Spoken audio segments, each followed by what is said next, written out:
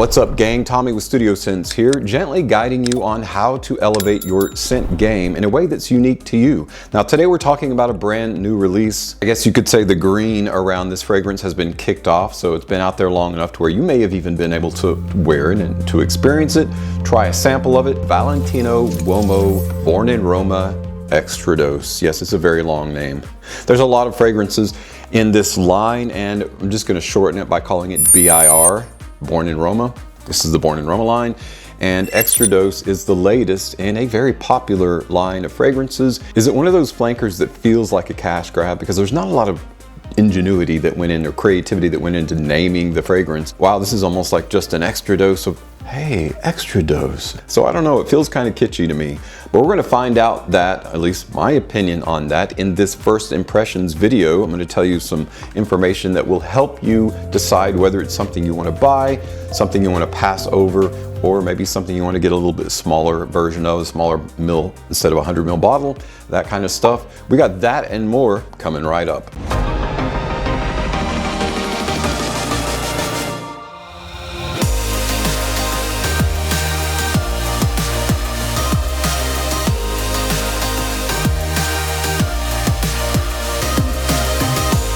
Welcome back, everyone, to my first impressions of Valentino Uomo BIR, Born in Roma Extradose.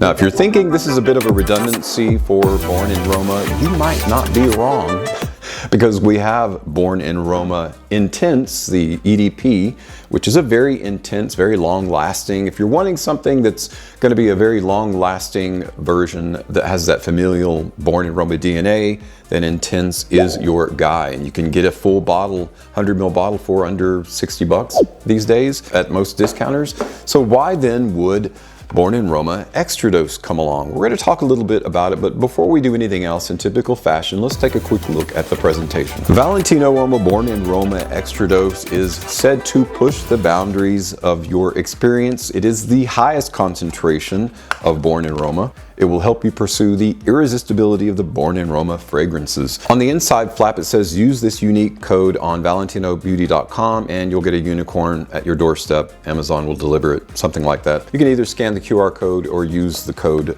enter it manually. That's on the inside of most Valentino Uomo fragrances. The fragrance is said to be born of the intensity of a night out in the eternal city of Rome. You can see it's a little bit different, and the actual label has a little bit of a darker appeal. It's a bit more pink, kind of a dark pink. There's not a tremendous difference. The bottle is tinted, so it's hard to tell if the juice itself is that dark gray or if it's just the bottle. Probably just the bottle itself. The juice is probably lightly tinted, lightly colored to indicate the depth of the basically extrait de parfum is what you're getting in this. Whether you love it or hate it, the bottle itself pays tribute to the iconic Valentino rock stud. The edgy pyramidal design is said to be inspired by Roman architecture, and you can kind of see that in the way that the bottle is put together. It is a house signature of Maison Valentino. The cap is made out of metal and plastic. The atomizer is black and the aperture is white. One thing I've appreciated about this line of fragrance, so it's easy to see where the direction that you're going to be spraying it in, so you're not like wondering and having to get a flashlight and check it out. You know, that's a pet peeve of mine. If you've watched my channel at all, you know that it is. And then you've got your rock stud collar going around the base of the atomizer. Very easy sprays. I'm going to waste a spray here for you to show. Really nice atomizer, I would say medium to upper on the high end. I've never really been into the whole studded thing, studded collar, studded whatever, studded shoes, studded clothing. It was a fashion statement that indicated you were counterculture back in the day. It kind of sort of still is, but it's less that and more of a fashion statement. But I really do like the bottle. I like how they look, I like how they feel. They're made of very heavy quality glass. And while that pyramidal design looks like it might be sharp, it's not really. The edges of the tiny pyramids on the bottle, the studs, are kind of soft, and so it feels good in the hand. And of course, you can't go wrong with a leather nameplate and the Valentino in dark pink. Just looks really good. So Presentation is great. Of course, on the bottom of the bottle is a sticker that has your house concentration and size, as well as the batch code. And I'll put the batch code up on the screen in case you're interested in checking checkfresh.com. In terms of price, right now it is a relatively new fragrance, so it is retail going for, at Macy's and other retailers, for about $165 for a 100 ml bottle, and that's a lot. Of course, keeping in mind this is basically an extrait. That is the concentration.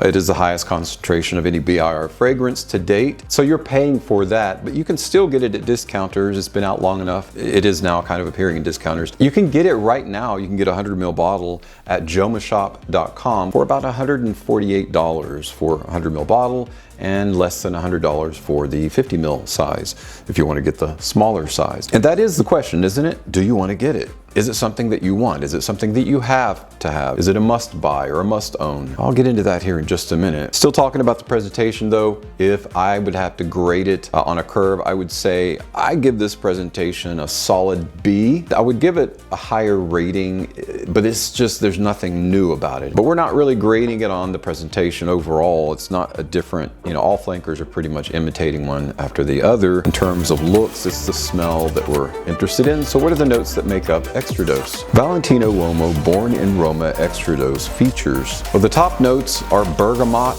and mandarin, with a focus in the heart of lavender, which is, as I've said many times, is just a more camphorous version of lavender, resting on a base of vetiver and the ever popular guaiac wood, which I love. It's just a very dense, woodsy wood, basically. It's the woodiest of the woods. Okay, so what does it smell like? Honestly, there's nothing super new in the smell of this fragrance. This is kind of sort of similar to something that Givenchy's doing. We'll talk about that new release that just came out recently in the same manner. This is basically taking the richness and the fullness and the familiarity of the DNA and making it deeper, richer, more, just more. And that's why it's called Extradose. The name starts to make sense the longer that you wear the fragrance. Actually, when you first smell it, really, you can get that idea, and that's basically what it is. So if you are a lover of the BIR DNA, it's basically like BIR Intense EDP on overdrive. Its classification is that of a woody, ambery fougere. That doesn't really tell you a lot, but it is appropriate because it's focused on the amber-centric resins in this. So it's kind of a dark resinous version of BIR Intense. As I've mentioned, this is basically an extrait de parfum, and as such, it is versatile to wear in all seasons. That is one bonus. One thing that it's got going for it is that it is versatile enough to wear during all seasons, save the obvious high heat. I wouldn't wear it in high heat because of I wouldn't wear really any extrait fragrance in high heat. Again, not to overemphasize, because I don't think you can overemphasize it enough. This is your consummate signature scent. That is exactly the way that it comes across. It is almost hyper versatile. You can wear this on any occasion, in any scenario, but it can't. I do kind of agree with the marketing snippet about the whole nighttime arena in the Eternal City. It does have kind of a seductive date night feel and appeal, and owing in no small part to the amount of amber that's going on in this fragrance. Now, amber isn't listed as a note, and I'm not necessarily I'm talking about the amber in the realm of a fantasy note, how several notes can come together to create this kind of dark, rich, resinous, atmospheric kind of fragrance, and that's exactly what this is. The open is a very pleasant combination of bergamot and orange, mandarin.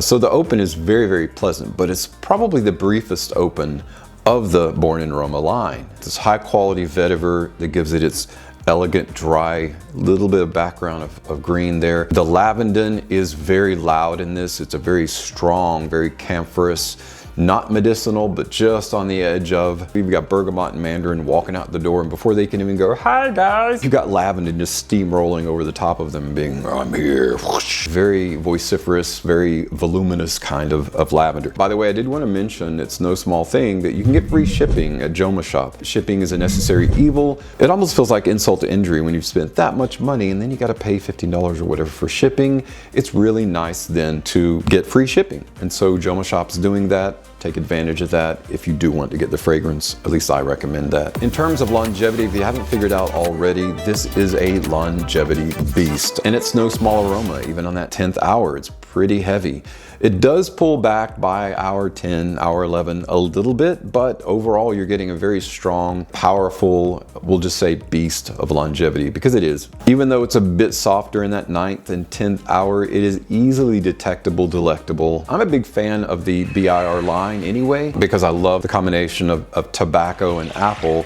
My favorite's Coral Fantasy. I will say one of my favorites in the line. If I had to pick a favorite, it would be that one, but just under that is Born in Roma Intense. And then this is right there neck and neck with Born in Roma Intense, because if you like Born in Roma Intense and if you are a lover of longevity, which who really isn't, but if that's your number one thing, is you want your fragrance to last all day and then some, that would be the biggest reason for this to be a must own. If you really don't care about longevity, if you think it's just a marketing ploy or it's overhyped and you're happy with Born in Roma Intense, stick with the Born in Roma Intense. Let me back up and qualify what I'm saying. So there's a couple reasons that I would recommend owning this. Right now, the biggest negative thing about it is the expense, because it is basically straight. You're paying 165 bucks for a bottle, or 148. You know, if you're getting it through a discounter. That's quite a bit. That's quite a bit. I would say wait, but it's going to be a long time for the price drops on this. So why would then, what are a couple of things that would qualify wanting to purchase it? Number one, if you want a more ambery version of the Born in Roma Intense DNA, this is your guy. If you want something that's beast mode and going to last all day and then some, this is your guy. If neither of those things are important to you, then stick with the Born in Roma EDP Intense, because it's basically the same thing without the resinous amber and the dank darkness that makes it a great date night or seductive fragrance. So for lovers of BIR that are looking for a more ambery experience and for a beast mode experience, that's the reason to get this.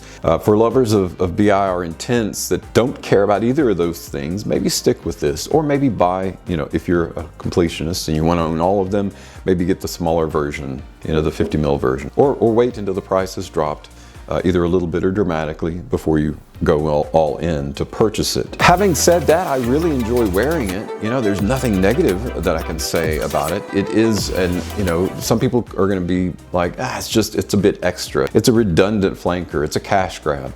You could say that about a lot of flankers, but it's not necessarily true. It all depends on how you view it and how you see it. I hope that I can kind of give you a better POV, an overhead view of the pros and the cons of the fragrance, and I hope I've touched on most of the pros and cons of Born in Roma Extradose, so that you can make your purchasing decision or make it easier for you. But let me know how you guys feel about it. If you've worn it, if you have it, let me know what your thoughts are. Let everyone know. Share those in the comments below. Comments feed interest on my channel, and so I really enjoy looking at them, and I enjoy you guys sharing your thoughts and what you think about not only the fragrance, but also the video. Thanks so much for spending your day with me and checking out my first impressions. I hope you have a great day. Please be safe out there. As always, thank you so much for your continued support on my channel. I'm Tommy with Studio Sense, and I'll see you tomorrow with another video review.